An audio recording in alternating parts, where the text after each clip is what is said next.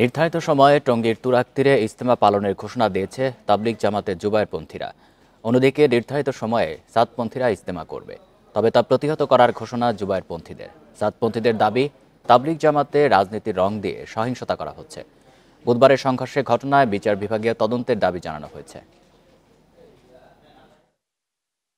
তবলিগ জামাতের দুই পক্ষের সংঘর্ষের পর ১৪৪ ধারা জারি করা হয়েছে টঙ্গীর ইজতেমা ময়দানের ৩ কিলোমিটার এলাকায়। বৃহস্পতিবারও ময়দানে থাকা মুসল্লিদের জিনিসপত্র সরিয়ে নিতে দেখা যায়। বিশ্ব ইজতেমা মাঠে জনসাধারণের প্রবেশ নিষিদ্ধ করা হলো। তবলিগ জামাত ছাড়াও প্রতিবছর ইজতেমা ময়দানে অংশ নেন সাধারণ মুসল্লি। বুধবারের এমন সংঘর্ষ ভীতি ছড়াচ্ছে তাদের মধ্যে। এগুলো খারাপ, এগুলো তো ভালো না। এগুলো তো আমাদের মুসলমানের মধ্যে এই দ্বন্দ্বটা থাকা ঠিক না। সবাই মিলেমিশে থাকা ভালো। যারা সন্ত্রাস বিবাদী তাদের জন্য মারামারি। ইসলাম তো শান্তিপূর্ণ। ৩১ জানুয়ারি থেকে ২ ফেব্রুয়ারি নির্ধারিত সময়ে ইজতেমা পালন করার ঘোষণা দিয়েছে তবলিগ জামাতের জুবায়েরপন্থীরা। আর সাদপন্থীরা ইজতেমা করতে চাইলে কঠোরভাবে প্রতিহতের হুঁশিয়ারি তাদের।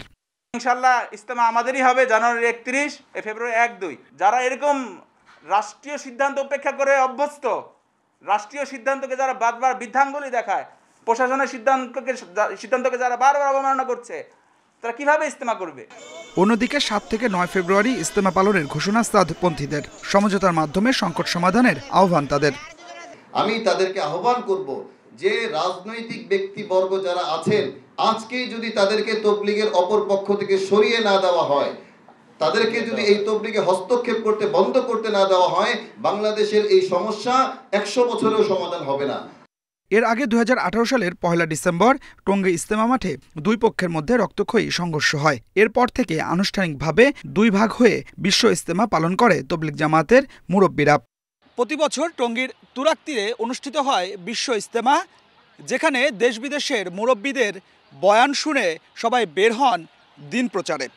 তবে সেই বিশ্ব ইজতেমাকে কেন্দ্র করেই এখন দুই ভাগে বিভক্ত। তবে সাধারণ মুসল্লিরা বলছেন, এমন বিভক্তি তারা চান না। তারা চান সুষ্ঠুভাবে অনুষ্ঠিত হোক বিশ্ব ইজতেমা। Adilur Rahman, Independent News, Tongi, Gazipur.